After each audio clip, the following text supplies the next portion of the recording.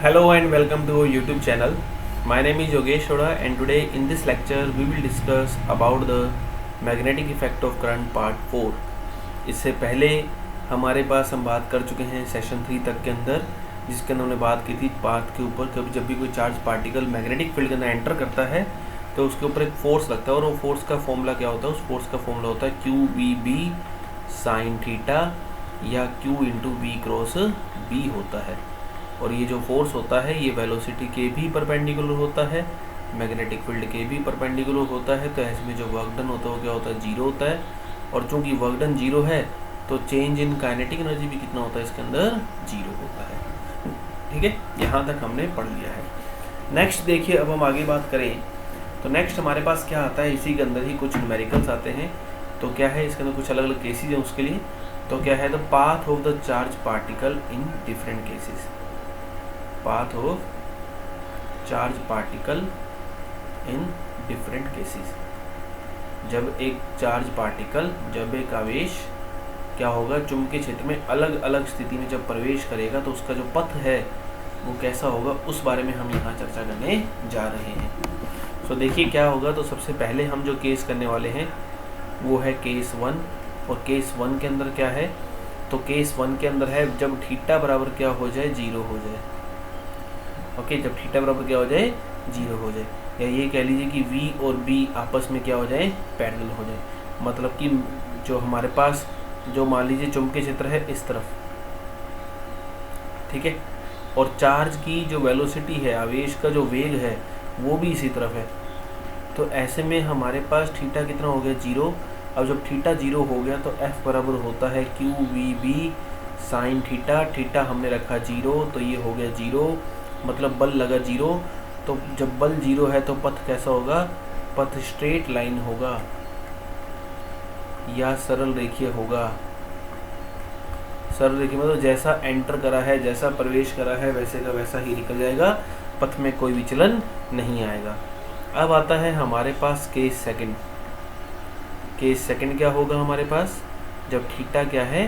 90 degree है, मतलब V और B क्या है? आपस में लंबवत है। तो ऐसे में देखिए क्या होगा। तो मानते हैं चुंबकीय क्षेत्र है अंदर की ओर, ठीक है, और हमारे पास ये चुंबकीय क्षेत्र अंदर की ओर है और हमारे पास क्या हुआ, एक आवेश का कण जो है वो इस तरह से यहाँ पे प्रवेश करता है। कितने वेग से? V वेग से। तो मैंने आपको बल के लगने वाले बल का निकालने का तरीका बताया है कि कैसे निकालते हैं। तो उसके लिए 3 रूल हैं हमारे पास। एक है फ्लेमिंग लेफ्ट हैंड रूल, जिसके अंदर आप ये कैमरा देख सकें तो ये होता है फोर्स थंब, ये होता है मोशन, मतलब मैग्नेटिक फील्ड, ठीक है, फादर मदर चिल्ड्रन, चिल्ड्रन मतलब करंट। दूसरा तरीका हमारे पास क्या होता है? दूसरा तरीका होता है कि हम फिंगर्स को, दाएं हाथ की उंगलियों को V से B की ओर मोड़ दें। तो V ऊपर की तरफ है, B अंदर की तरफ है, तो V से B मोड़ा तो बल लगेगा किस तरफ? इस तरफ। तो बल लगेगा इस तरफ लगेगा। तो जब बल इस तरफ लगेगा तो मुड़ेगा भी इस तरफ। तो इसके अंदर जो पथ होगा वो कैसा होगा? वृत्ताकार पथ होगा। तो आपको बस इतना ही याद रखना है कि पथ कैसा होगा? वृत्ताकार होगा।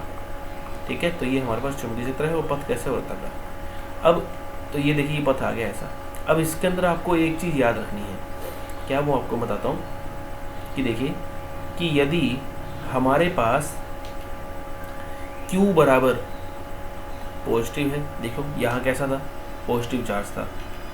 चुंबकीय क्षेत्र मतलब मैग्नेटिक फील्ड इनवर्ड है, अंदर की ओर है। तो पथ कैसा है? वामावर्त है, दक्षिणावर्त है? देखिए बताइए, पथ कैसा है? वामावर्त है। तो आपको ये चीज याद रखनी, मतलब एंटी क्लॉकवाइज है। अब यदि इन तीनों में से एक भी, इन दोनों में से एक भी चीज बदल दी, इफ इसको मैं देता हूँ 1, इसको मैं देता हूँ 2, दोनों में से यदि एक भी चीज बदल दी, एक भी फैक्टर अपोजिट कर दिया,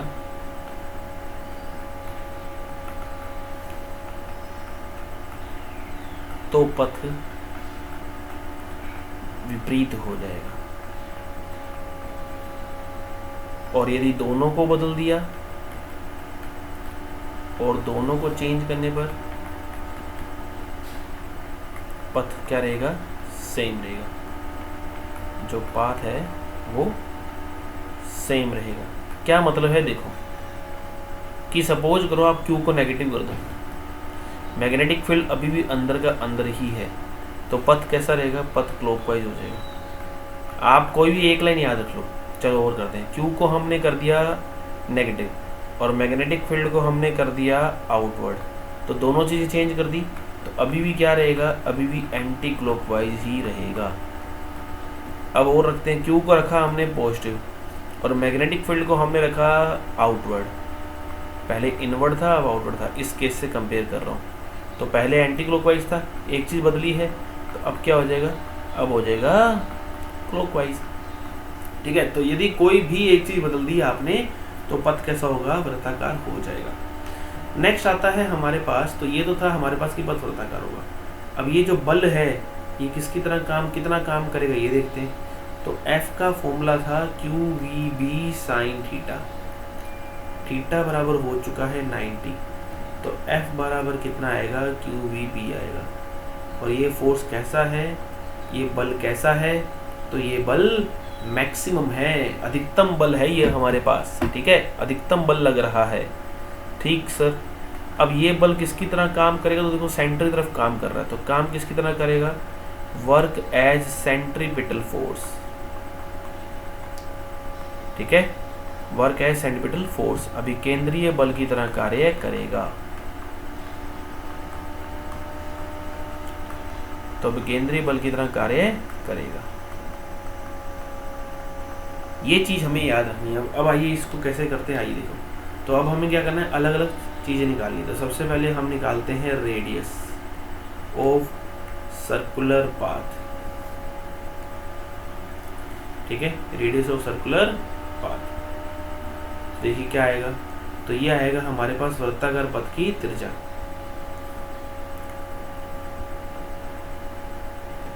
ठीक है, CIR, वृत्ताकार पथ की त्रिज्या। अब ये निकालना है हमें,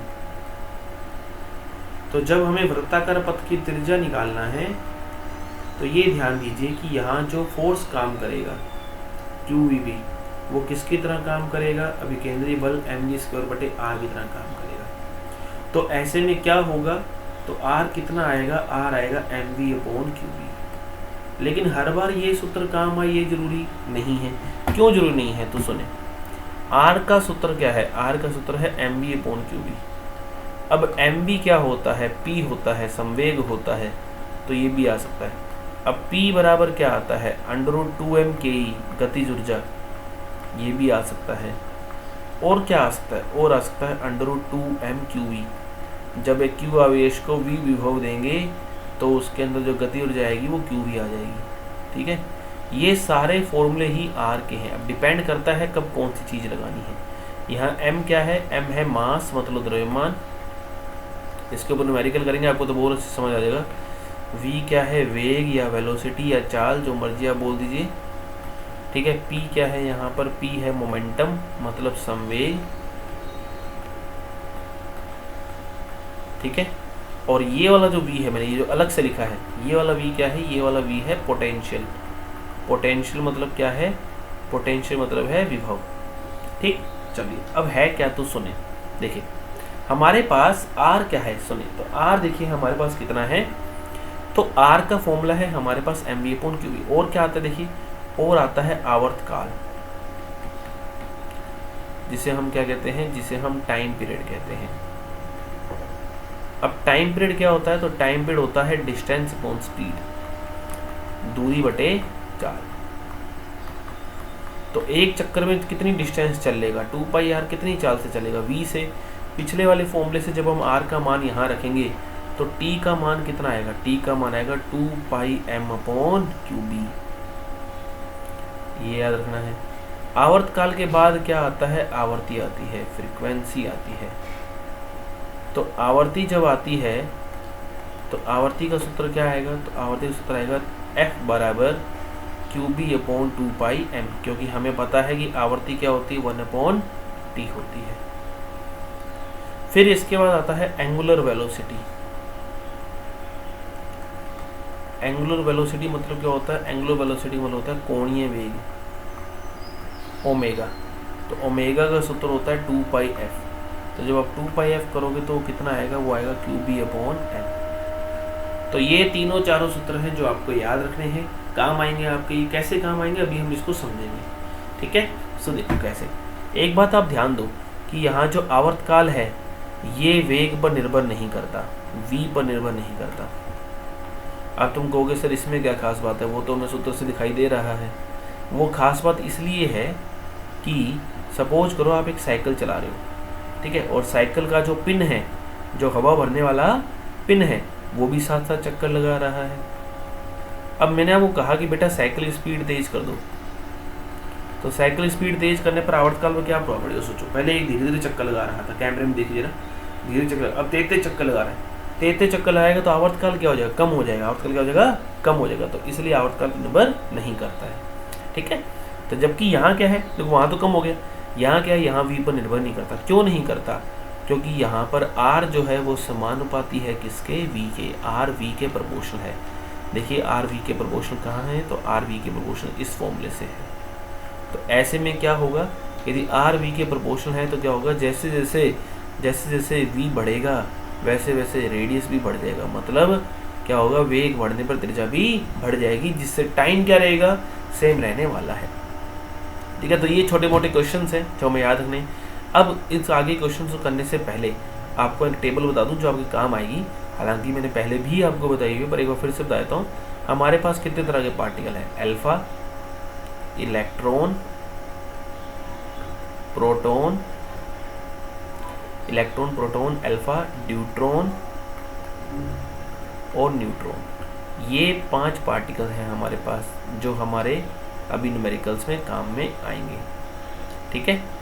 अच्छा जी, अब अल्फा के ऊपर द्रव्यमान कितना है, ये सब कितना ही आपको याद रखना है। जिसको याद है अच्छी बात है, जिसको नहीं याद वो इस चीज़ का स्क्रीनशॉट लेके रख लेना, काम आएगा कभी। और ऐसा नहीं इस चैप्टर काम है, कई बार काम आएगा। तो देखिए अल्फा के ऊपर चार्ज कितना है, आवेश कितना है? तो आवेश है 2e। प्रोटॉन पे e, इस पे -e, इस पे e और इस पे 0। अल्फा के पास होते हैं 2 प्रोटॉन 2 न्यूट्रॉन। न्यूट्रॉन के पास होता है 1 प्रोटॉन 1 न्यूट्रॉन। द्रव्यमान कितना होता है, मास कितना होता है? सो द्रव्यमान होता है 4 mp। प्रोटॉन के द्रव्यमान का 4 गुना। इसका मास होता है me, इसका मास होता है mp। 1.67 into 10⁻⁻27 kg। न्यूट्रॉन का मास कितना होता है 2 mp और इसका मास कितना होता है mn। ये लगभग इसके बराबर ही होता है, ठीक है, लेकिन थोड़ा सा बड़ा होता है। मतलब mn जो है वो लगभग बराबर है mp के, लेकिन प्रैक्टिकली थोड़ा सा बड़ा होता है। पर हम न्यूमेरिकल करते समय दोनों के द्रव्यमान क्या मान के चलते हैं? बराबर मान के चलते हैं। और तो और जो इलेक्ट्रॉन का द्रव्यमान है वो प्रोटॉन से 1836 गुना ज़्यादा होता है। सॉरी, प्रोटॉन का द्रव्यमान इलेक्ट्रॉन के द्रव्यमान से 1836 गुना ज़्यादा होता है। तो ये सारी चीज़ें आपको याद रखनी है, काम आएंगी आगे चलकर। चलिए सो अब एक क्वेश्चन करते हैं। आइए, क्वेश्चन है 2 charge particle have same momentum. 2 charge particle कौन कौन से? Proton and alpha have same momentum. Same momentum मतलब समान संवेग है,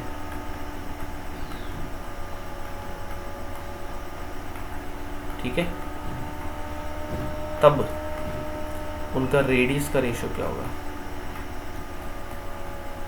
है ना? रेडियस का अनुपात क्या होगा? तो देखिए r का फॉर्मूला क्या था हमारे पास? r का फॉर्मूला था mv/qv। अब एक बात ध्यान दो, मैंने यहाँ बोला संवेग समान है, मोमेंटम समान है, तो कौन सा सूत्र यूज करने में समझदारी है? आंसर है ये वाला, क्योंकि इसमें संवेग आ रहा है, ठीक है।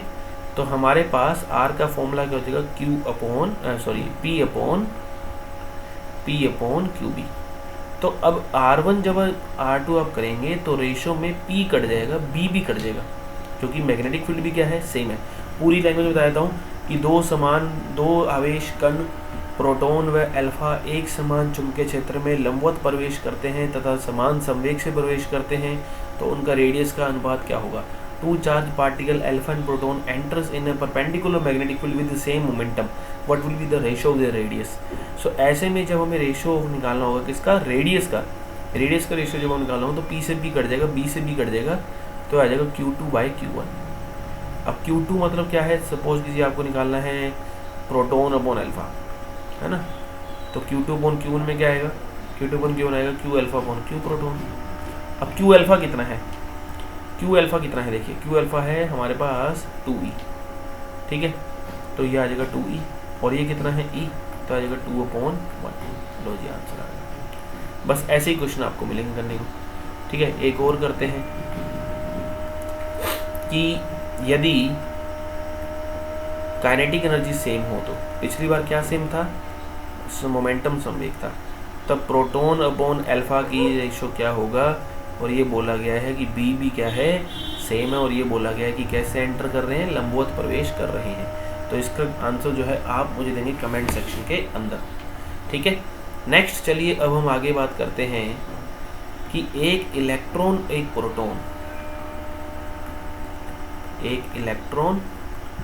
एक प्रोटॉन एक समान चुंबकीय क्षेत्र में, है ना, यूनिफॉर्म मैग्नेटिक फील्ड में लंबवत मतलब परपेंडिकुलर प्रवेश करते हैं।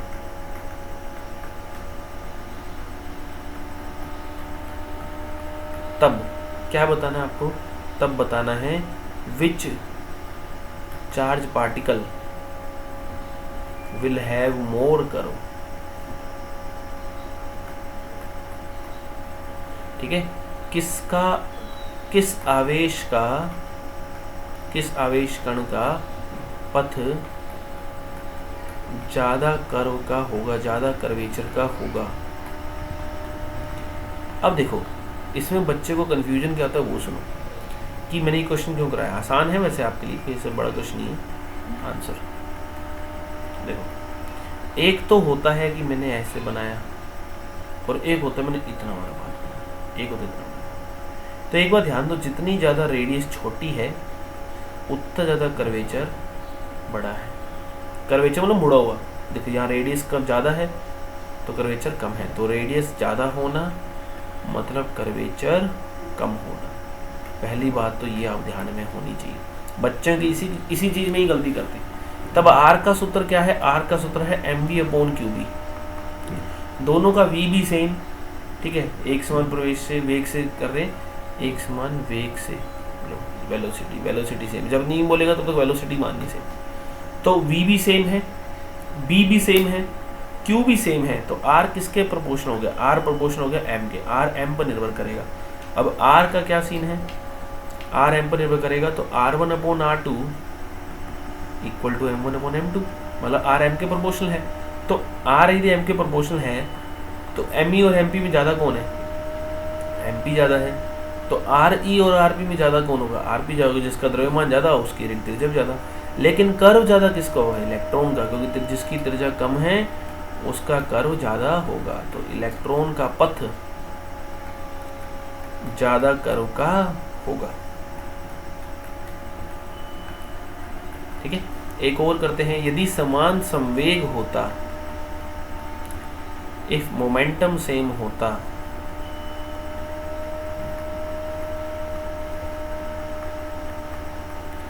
ठीक है, यदि समान संवेग होता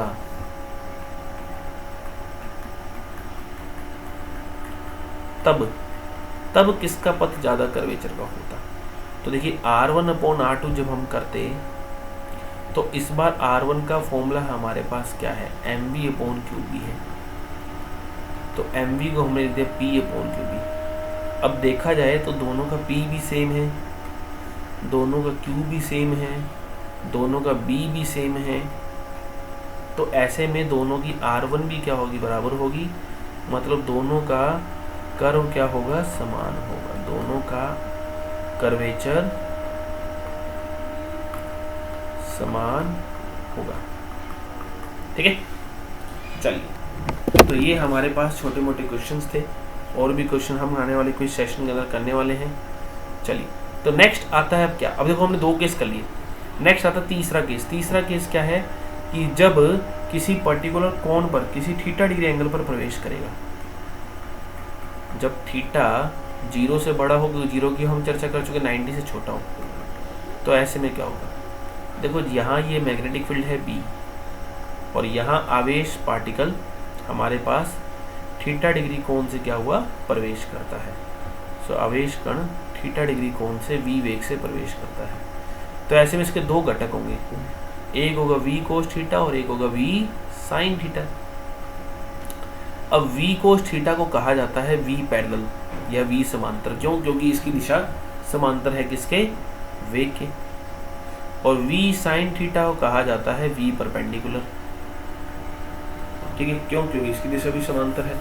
तो जब ऐसा होगा, जब दोनों में पैरेलल और परपेंडिकुलर बराबर होंगे, तब क्या होगा? तब ये होगा, जब दोनों ऐसा होगा तो V पैरेलल क्या चाहेगा? V पैरेलल चाहेगा कि सीधा चले। क्यों? क्योंकि V पैरेलल के पास पावर नहीं है इसको चलाने की। और V लंबवत क्या चाहेगा? वृत्ताकार घूमे। ठीक है, तो ऐसे में क्या होगा? ये ऐसे घूमेगा, यूं घूमेगा। इसे हम कहते हैं क्या? हेलिकल पाथ, हेलिक्स पथ। मतलब 3D में चल रहा है, सोचो ध्यान से। आप यदि कैमरे देख पाए तो यूं घूमता हुआ आपकी तरफ आ रहा है, यूं घूमता हुआ आपकी तरफ आ रहा है, तो ये चल रहा है, इस तरह से चल रहा है। ठीक है, तो ऐसे में जब घूमेगा तो उसका जो आवर्तकाल है घूमने का, वो क्या होगा? वो तो रहेगा सेम। क्यों? क्योंकि आवर्तकाल वेग पर निर्भर नहीं करता, लेकिन जो त्रिज्या है वो बदल जाएगी। त्रिज्या का फॉर्मूला था mv/qb, लेकिन इस बार v के लिए जिम्मेदार कौन है? mv लंबवत परपेंडिकुलर है, तो mv sin θ/qb, क्योंकि त्रिज्या जो बनी है, रेडियस जो बनी, इसी कारण बनी है। फिर इसके बाद आता है कि हमारे पास यहाँ से जब चला और यहाँ तक चला, तो इसको हम कहते हैं पिच। हिंदी में हम इसे बोलते हैं चूड़ी अंतराल। ठीक है, चूड़ी अंतराल कहते हैं। तो ऐसे में क्या होगा? पिच का मान क्या होता है? तो पिच का मान होता है x। ठीक है, अब x क्या होगा? इसको बार बार यहाँ बनाते हैं, हमने बार बार पीछे नहीं जाएंगे। यहाँ से लेके यहाँ तक की दूरी, तो यहाँ से यहाँ तक का वेग कितना है? v cos theta. समय कितना है? t। तो ये क्या हो जाएगा? v parallel into t। t अपने पास ऊपर पड़ा है, v कोस थीटा हमें पास पड़ा है, तो क्या हो जाएगा? 2πm into v cos theta upon QB। ये हमारे पास हो जाएगा क्या? x का मान हो जाएगा। ठीक है, तो ये हमारे पास अलग अलग स्थिति में अलग अलग जो है पथ का, कण का जो है वो पथ होता है हमारे पास। ठीक है, चलिए नेक्स्ट हमारे पास देखिए क्या आता है। नेक्स्ट आता है हमारे पास, जस्ट एक बार, नेक्स्ट आता है हमारे पास क्या? साइक्लोट्रॉन। साइक्लोट्रॉन के अंदर आपको याद क्या रखना, जो मेन काम की बातें आपको वो बता रहा हूँ। ठीक है,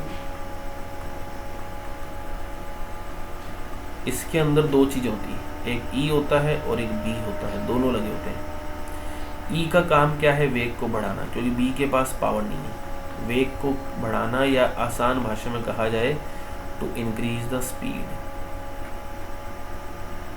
ठीक है, E और B कैसे होते हैं? लंबवत होते हैं। इसका काम क्या है? इसका काम है to accelerate the charge particle. इसके ऊपर कोई न्यूमेरिकल नहीं आता, सिर्फ थ्योरी आती है, तो आपको थ्योरी याद रखनी है। ठीक है, आवेश को त्वरित करना।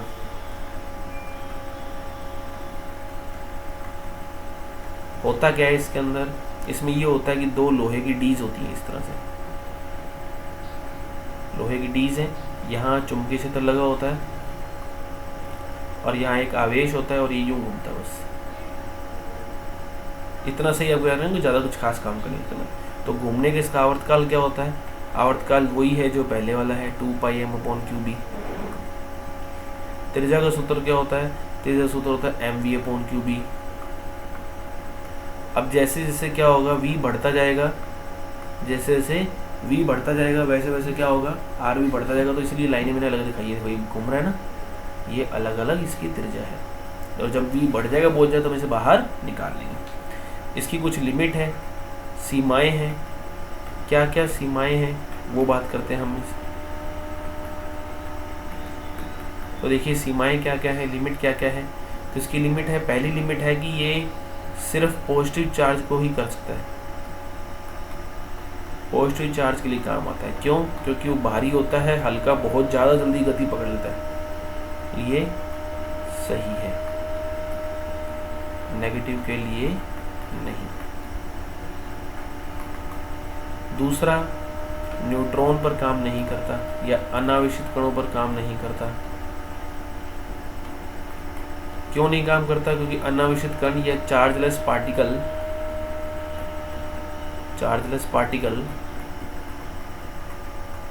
पर काम नहीं करता। क्यों नहीं करता? क्योंकि उनके ऊपर चार्ज नहीं तो बल नहीं लगता, बल नहीं लगता तो घूम नहीं पाते वो। तीसरा, इसमें जो स्पीड है वो एक लिमिट तक ही बढ़ा सकते हैं। ऐसा क्यों बढ़ा सकते हैं स्पीड? क्योंकि आवर्तकाल का जो द्रव्यमान का सूत्र होता है वो होता है m बराबर m0 बटे 1 माइनस वी स्क्वायर बटा सी स्क्वायर। यदि हमने v को बहुत ज़्यादा बढ़ा दिया तो m बदल जाएगा।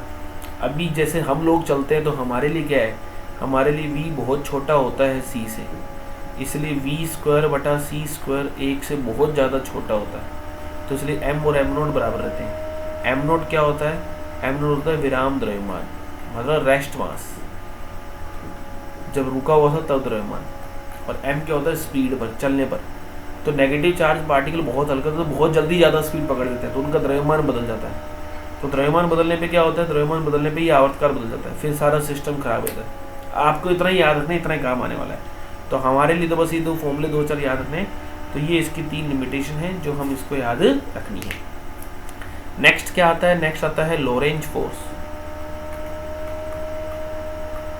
जिसे हम क्या कहते हैं? जिसे हम लोरेंज फोर्स कहते हैं।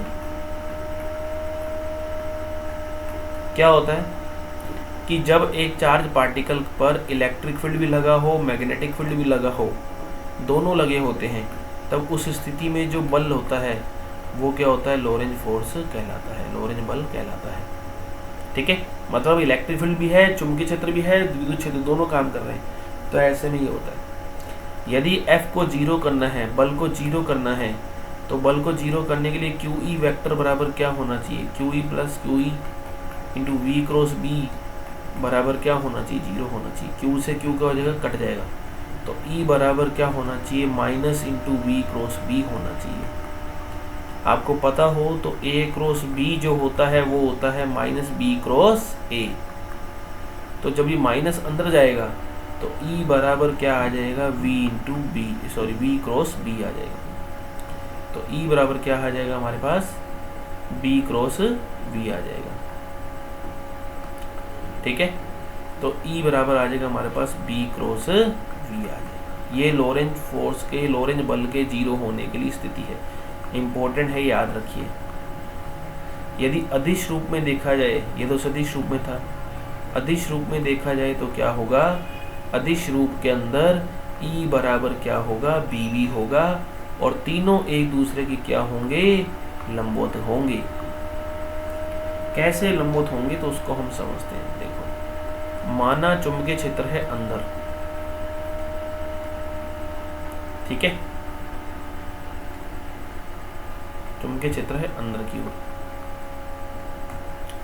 तो हमारे पास क्या हुआ? एक आवेश पार्टिकल, एक आवेश कण प्रवेश करा, Q आवेश कण प्रवेश करा V वेलोसिटी से। विद्युत क्षेत्र लग रहा है यहाँ, यहाँ ऊपर प्लस है और नीचे माइनस है। तो अब आप एक बात बताइए कि इस समय यहाँ पर हमारे पास जो आवेश Q है, ठीक है, जो आवेश हमारे पास Q है, ये रहा, जो कि V वेलोसिटी से जा रहा है। तो इसके ऊपर विद्युत क्षेत्र के कारण बल लगेगा। कितना लगेगा? QE लगेगा। किस ओर लगेगा? नीचे की ओर लगेगा। और एक बल लगेगा किस तरफ? चुंबकीय क्षेत्र के कारण, दाएं हाथ के अंगूठे के नियम से, दाएं हाथ के, राइट हैंड थंब रूल बोल सकते हैं, अंगूठे के नियम से। कैसे? उंगलियों को घुमाएं V से B की ओर। V किस तरफ है? इस तरफ। B किस तरफ है? अंदर की ओर। किस तरफ लगा? ऊपर तरफ बल लगेगा। किस तरफ? चुंबकीय क्षेत्र के कारण। कितना लगेगा? QVB लगेगा, क्योंकि थीटा कितना है यहाँ? 90 है। अब कोई कहे नहीं सर मुझे तो ये वाला रूल समझ नहीं आया, लेफ्ट हैंड रूल लगा ले भाई। मैग्नेटिक फील्ड अंदर, बल का भी मतलब जो आवेश की दिशा है वो इस तरफ, तो बल किस तरफ, ऊपर की तरफ। कहे नहीं सर मुझे ये भी समझ नहीं आया, तो राइट हैंड की उंगलियों को वेलोसिटी मैग्नेटिक फील्ड में डाल दो, राइट हैंड की उंगलियों को मैग्नेटिक फील्ड की तरफ रखो, अंगूठे को वेग की तरफ रखो, हथेली क्या देगी, बल की दिशा देगी। तो अंगूठे को रखा हमने वेग की तरफ, हथेली अंगुलियों को रखा हमने चुंबकीय क्षेत्र की तरफ, कैमरे में देखिए आप साथ साथ, और तो बल किस तरफ, ऊपर की तरफ। यदि QVB बराबर QE हो गया तो लोरेंज बल कितना हो जाएगा, 0 हो जाएगा। यही तो हमने पढ़ा है, QVB बराबर QE होना चाहिए। भाई विपरीत तो हम सिद्ध कर ही चुके ना, तो E बराबर क्या होना चाहिए, VB होना चाहिए। ये हमारे पास ठीक है, ये होता है हमारे पास। तो ये था हमारे पास आज का लेक्चर। अच्छा, इससे हमारे पास एक चीज़ और आती है कि यदि E हमारे पास VB है तो V हमारे पास क्या होगा, E/B। तो आपसे पूछ ले कि E/B का मात्रक क्या होगा, E/B का मात्रक क्या होगा, तो E/B का मात्रक होगा मीटर प्रति सेकंड। वीमा क्या होगी, वीमा होगी L1T-1। ये मात्रक स्पेशल ध्यान रखें। सो होप दिस आपको अच्छा लगा होगा आज का वीडियो। सो पढ़ते रहिए, चैनल को शेयर करते रहिए, अपने दोस्तों से बताते रहिए। आपको अच्छा लगे और कोई कमी हो तो आप मेरे को डायरेक्टली बता सकते हैं कमेंट सेक्शन में भी, ओके। और अदरवाइज अब टेलीग्राम या व्हाट्सएप ग्रुप बना दिए आपके डाउट डिस्कशन लिए, तो आप उससे भी ज्वाइन कर सकते हैं। सो होप आपको आज वीडियो अच्छा लगा। सो थैंक यू, पढ़ते रहिए। जय हिंद, जय भारत।